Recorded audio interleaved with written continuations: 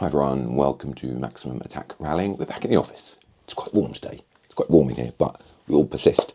There are a few things to cover in this video, not least a preview of Rally Paraguay, which is kicking off on Thursday. We'll come to that shortly though, because there's a couple of other little snippets that I want to cover off before we get to that. They're worth a mention. I think the ongoing saga of trying to attract interest in the WRC for 2027 continues. If you were to be harsh, you could say that the desperation continues. I'll let you make up your own mind about that. I've made up my mind. If you watched my video about it last week, you'll probably know. So I saw an article on rallyjournal.com talking about attracting teams and manufacturers.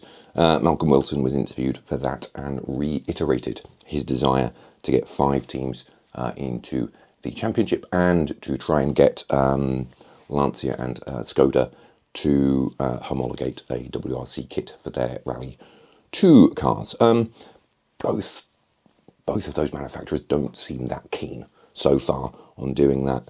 I think the whole, running 2 cars for the entire season is a significant hurdle. Obviously, we heard last week that the FIA are going to be a bit more relaxed about that, and it's not a requirement. I think it was 15 rallies, wasn't it, across 2 seasons. It seems that they've tried to throw another bone based on this interview. So, Wilson seemed to be quick to say in this article that you don't need to have a full factory team and that you can sell these WRC upgrade kits to private customers as long as the manufacturer registers for the Constructors' Championship. Obviously, they've halved the cost of that, so it's 220,000 or whatever it is, so still not cheap. Will that make a difference? I don't know. I think it shows, doesn't it, that it does. It smacks of desperation, doesn't it? As I said in the last video, and it's crazy. It continues to be crazy that we're in this position so late in the day, so late in the year. It's almost September, and we're still having to do things and make changes to the sporting regulations to try and attract people into the championship. And it seems that we're in a position where the manufacturers or existing manufacturers of top level or second level rally cars are really not very interested in what the FIA are offering. So if you couple that with the fact that the vast majority of fan feedback that I've seen seems to be against the WRC 27 cars, it's a pretty weird position, isn't it? And I think you could say safely that many fans are interested in the Rally 2 Plus concept, if you like, but they want those cars to have more power and not just to have different aerodynamic devices. So there seems to be a real disconnect, doesn't there, between what the manufacturers want, what the fans want, and what the FIA are offering. Anyway, we're going to move on from that. I don't want to keep talking about that because that's not what this video is about. There has been a slightly more positive story, I think, that's been brewing. There are persisting rumours of Chinese interest in the WRC, partly in having a round of the championship in China, which I think would make sense because it's a very big market in automotive terms. Also, of having a Chinese manufacturer involved, Geely and Lynk & Co, which is one of its subsidiary brands, have been named as potential entrants in the future. I have to say, I'd be very happy to see that. I'd be really happy to see a Chinese brand come into the championship and to see some new blood. Obviously, Lynk & Co were involved in touring cars for a period. I think that's moved domestically now, hasn't it? And so I think that would be really good. The Chinese automotive industry has expanded massively, on the international stage in the last few years. We're seeing more and more Chinese brands coming to the UK and to Europe, and you have to say that their participation in international motorsport would in many ways seem to be a logical step. That said, I do think it's worth pointing out that it's something that the FIA probably should have been talking about more openly and more enthusiastically probably 2 or 3 years ago. I can't help but feel like they're a little bit behind the curve. Also, I think it'll be really fascinating to see if they can attract a Chinese manufacturer into the championship when, if you look at the direction of travel for the Chinese automotive industry, it is very much towards EVs. I was in China end of last year, and I think the market penetration for electric cars is already 50%. So if all of their energy, if you'll excuse the pun, is in that direction, would a combustion-powered motorsport program fit in with what the Chinese manufacturers are looking to promote? You know, that's a big question, isn't it? So I think we're going to have to wait and see what happens in that respect. But, you know, as I said, I think having a Chinese manufacturer in the championship would be a positive.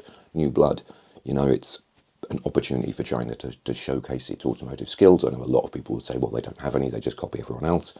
Having been to China, having seen Chinese cars up close, I don't agree with that. You know, I think you could argue, certainly where EVs and technology, electronics are concerned, that they're probably ahead of many you know, more traditional manufacturers. So it's going to be interesting to see how things play out. And yeah, and I think if we could attract a Chinese manufacturer, I think that would be really, really significant. Anyway, let's not continue to talk about that. Let's get to the main event, which is Rally Paraguay. So this is only the second time Paraguay has been in the WRC. It made its debut last year. That means we don't have bags and bags of history to call on in terms of the event. But, you know, there was quite a lot of drama last year. Rainfall on the power stage wasn't there, which mixed things up a little bit. Weather is obviously a factor on any rally, but it does seem to be a bigger factor on South American events quite often, I feel like. Forecasts I've seen do seem a little bit unpredictable, a bit changeable. I looked at the temperatures in Encarnacion, the host city.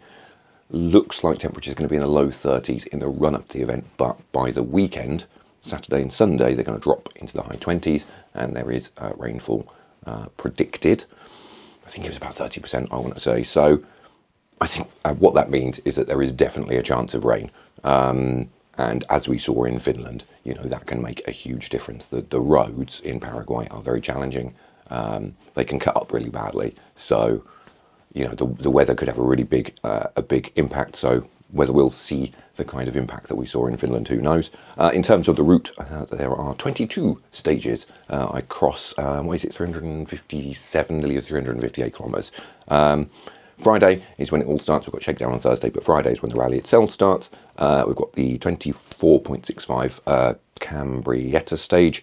That opens the rally. Then you've got Nueva Alborada, that's 15.6 kilometres. And then you've got Terrace at 34.08 kilometres. I think that's the longest stage of the rally. And that's followed by Autodromo, which is just 2.5 kilometres. So a long stage and then a very short stage. Those four are repeated on Friday afternoon. There is a 30-minute stop in the service park in between for the crews to fix anything that is broken. Saturday consists of 9 stages. We've got a little bit of a different format. So we've got 2 loops of 4 stages. That is made up of Bella Vista at 21.15 kilometres, then Bella Vista Sur at 10.95 kilometres, then Hohen Hau at 19.4 kilometres, and Trinidad at 14.82 kilometres. So those 4 stages are run twice, so that makes up your 2 loops, but you've got the 3.1 kilometre Encarnacion Costanera stage rounding out the day, so that makes up your 9. Sunday, no service on Sunday, but 5 stages for the crews to get their teeth into. So there's a little bit of scope for drama, even though it's a relatively short day. So the day opens with Encarnacion, that's 10.2 kilometres. Then you've got Artigas at 19.63 kilometres. Then there's a 70-minute regroup. And then there is a single pass of another Artigas stage, so that's Artigas Est. That's 8.4 kilometres. And then you've got a second run through the 19.63 kilometre Artigas stage. And then Encarnacion rounds out the day as the power stage. So that is the route. Let's get on to drivers and predictions then, because that's probably why you're here, for me to make a fool of myself and say who's going to win or not win. Elfyn Evans obviously opens the road, as he will be looking to defend his 30-point championship lead. It's all about protection, isn't it, for Elfyn Evans at this point? I think, you know, we don't need any heroics. He just needs to keep banging in steady results and racking up the points. He finished second, I think, last year in Paraguay. That would more than do, wouldn't it? That would be a perfect result again this time. Obviously, it'd be great to see him winning rallies. You know, you always want to see the championship leader at the front fighting for wins. But, you know, we're getting to crunch time, aren't we? There's 4 rallies left. We don't know what's going to happen with Saudi Arabia, of course. He's got a really good points lead at this point in the championship. So he just needs to protect it, doesn't he? He just needs to make sure he brings that title home and finally gets that Champions Trophy after coming so close in the past. Obviously, there's going to be loads of crews looking to interfere with that plan. And I think it's probably safe to say, isn't it, that they all share the same machinery. They are all Toyota drivers, as the Japanese manufacturer continues to dominate the championship. Sami Pajari, he starts second on the road. He is absolutely flying at the moment, isn't he? He's going to Paraguay on the back of consecutive wins in, Estonia and Finland. I have to say he's the strongest contender for me to take the title from Evans at this stage. I think he had a puncture last year in Paraguay, which blunted his charge a little bit, but I can see him threatening for a win this year. I think he is looking so good right now. Takamoto Katsuta, on the other hand, who starts third on the road, and things are not going quite so well for him at the moment, are they? Things are really kind of fallen off the boil after he got his own 2 wins earlier this year. It's been a tough one, hasn't it? It's been a tough couple of rallies for Katsuta. For me, his head has just dropped a little bit, and that's a shame. This was a difficult, Paraguay is a difficult rally for Katsuta last year, and he's 41 points off off Evans in the championship. This is going to be a difficult one. People were touting Katsuta as being a title contender. I think for me, that was probably a bit of a stretch, and I think now, with that massive points gap, is not really very realistic. I think what I would just like to see now from Katsuta is a bit of consistency, something to help him get back into a good place mentally, and to just get a decent result on the board, build up some confidence, and go from there.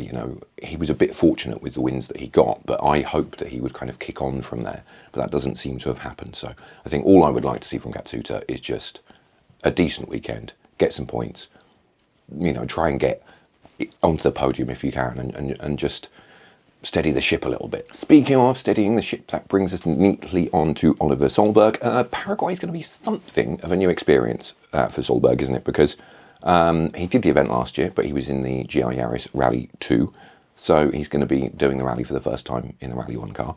The last time, incidentally. That said, lack of experience does not always mean that Solberg is out of it. Obviously, he won in Estonia last year, didn't he, in the Rally 1 car, and won in Monte Carlo. So, he can win rallies having not done them in that particular car before.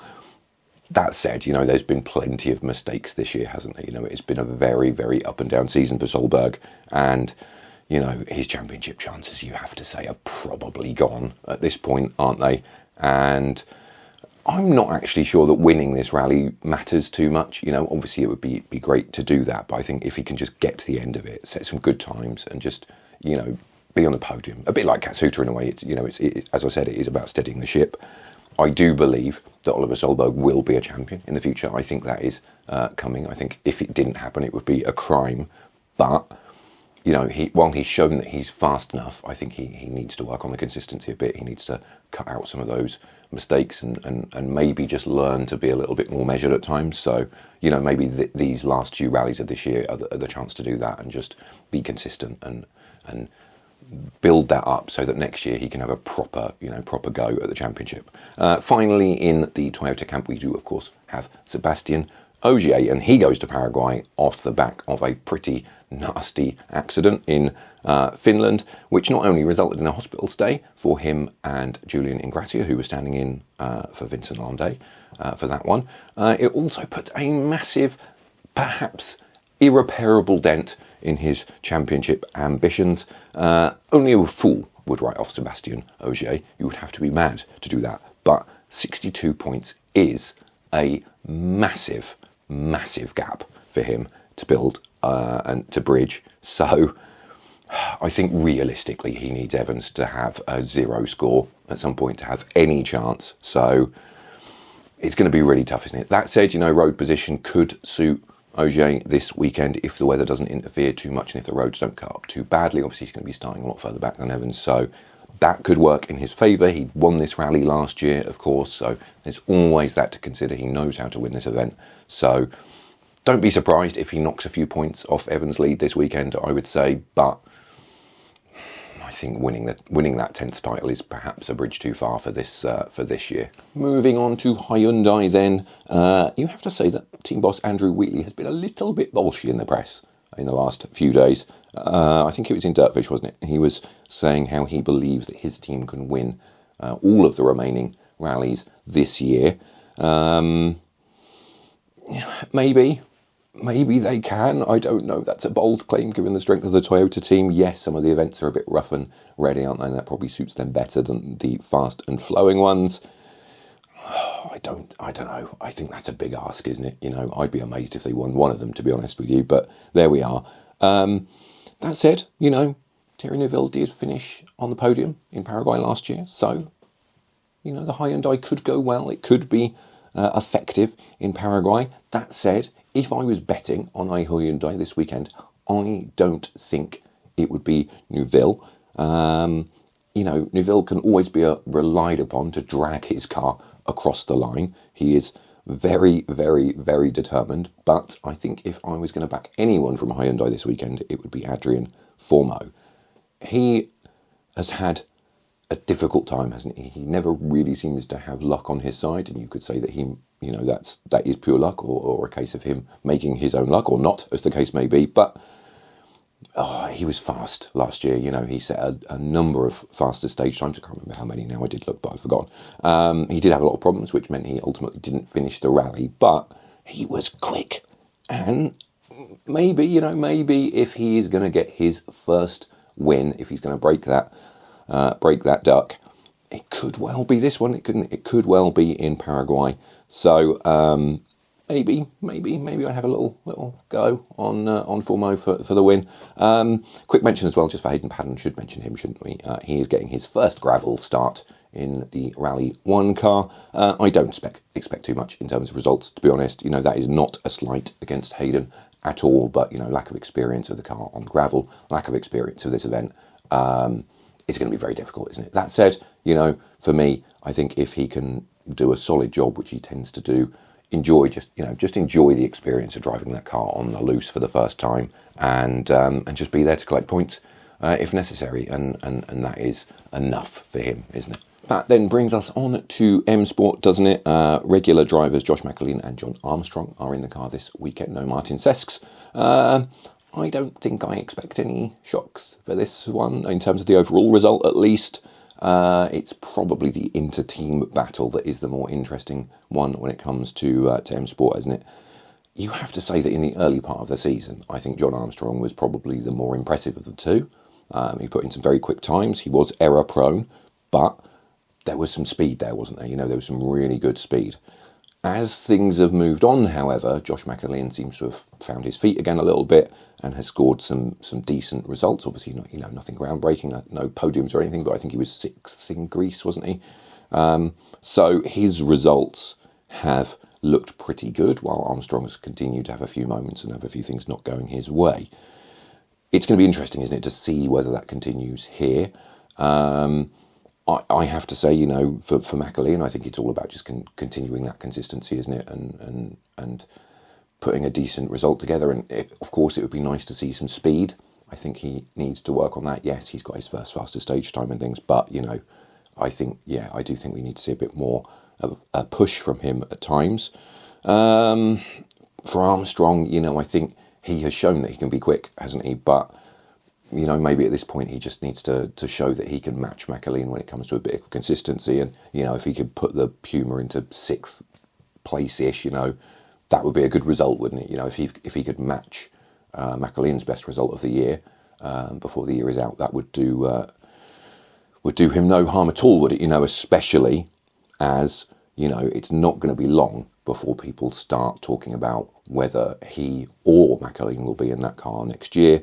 We're in for some changes, I think, next season, aren't we? You know, particularly with not knowing what's going to happen with Hyundai. If Hyundai pull out and there is no customer car available for some of their drivers, that potentially opens the door at M Sport, doesn't it? Because, you know, if Thierry Neuville comes knocking, if Adrien Formeau comes knocking, it would be very difficult for M Sport to turn them down, wouldn't it? So those questions, I think, are going to start coming for Armstrong and McAleen. So I think they both have to put themselves in the best position possible, don't they, to ensure that they retain their seats for 2027. So now we've been through all of the teams, I really should do a proper prediction, shouldn't I? And I find this one really difficult to predict. I mean, my predictions are generally pretty poor, but I think this one is tough, isn't it? You know, you've got the weather, you've got the way the roads might cut up. some incidents can always throw a spanner in the works, can't they? So it's a tough one. That said, I expect Toyota to dominate. I know Hyundai is saying they can win. For me, I just think Toyota is so strong at the moment. So yeah, I think it's going to be a bit of Toyota domination. That seems to be the pattern this year, and it's probably going to be the pattern next year. In terms of the order, oh, it's so tough. It's so tough. So tough. And I'm delaying because I don't know what to say. No, I'm going to say, for all that I said, for Oliver Solberg needing to learn to be consistent, I am going to predict that he's going to win this rally. I said, didn't I, that experience isn't necessarily an issue for him, so I'm going to throw it out there and say he's going to get another win on the board. It's been a while, hasn't it? He's had some difficult rallies, so I'm going to say Oliver Solberg's going to win. Sebastian Ogier is going to finish second, because I said he would put a dent in Evans' championship lead. Oh, Pajari's in such good form though, isn't he? I'm going to put Pajari third and Evans fourth. I would normally only do top three, but I'm going to say Evans is going to score some points, but I feel like the others might outscore him. So my top three is Solberg, Ogier, and Pajari. Does that sound reasonable? I think that sounds pretty reasonable, doesn't it? Maybe I'm way off. You'll have to let me know in the comments what you think about that. We should just mention WRC2 quickly as well, shouldn't we? Because there is a pretty decent entry for this one for a flyaway event. So you've got Robert Vervez, Alejandro Cachon, Nicolai Greisen, Johan Russell, Val Zaldivar, Gus Greensmith, Diego Dominguez, Yuki Yamamoto, Taylor Gill, and Robert Jurgensen. All of those guys are among the crews registered for WRC2 points. That's pretty good, isn't it? As I said, for a flyaway event. In championship terms, though, it's a bit of a weird situation, isn't it? So Robert Vervez has been the standout in WRC2 this year.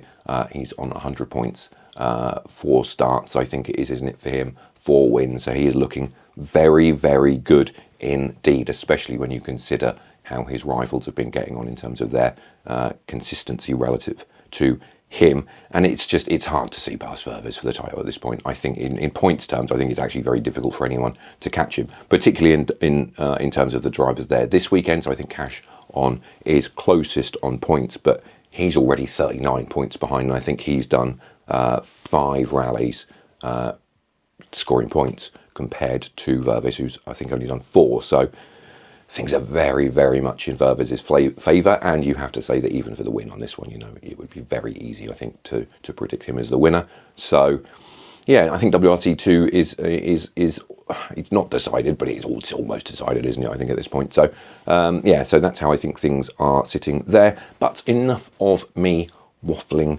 on. Do make sure you comment below. As I said, are my predictions reasonable? Not just for the overall result, but for the WRC2 result as well. While you're there, perhaps you could hit those like and subscribe buttons. I say that a lot, don't I? Everyone on YouTube says that a lot, but it does make a difference. The numbers, as I've said in the last couple of videos, have been pretty good, considering we had a pretty sizable break in there, but it would make a big difference if you could hit those buttons. It does help. I'd like us to tick over 5,000 subscribers. We're getting there because I really want us to get to 10,000 subscribers. So the more of you that hit those buttons, the better. Otherwise, all that remains for me to say is thank you very much, as always, for watching. I will see you again next time.